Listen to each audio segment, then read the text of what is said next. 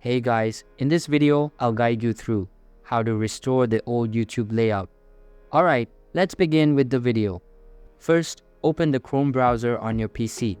Make sure it is updated to the latest version available to ensure that all features work properly. After that, tap on the dots icon at the top right corner of the browser window.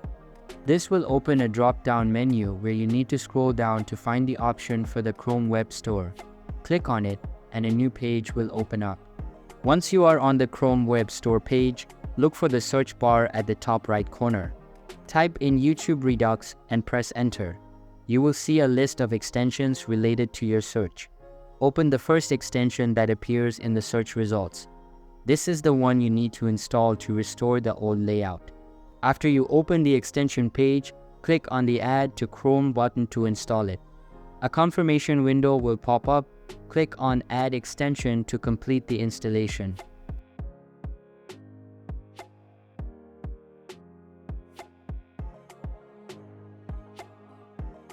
Once it is installed, go ahead and navigate to the YouTube website.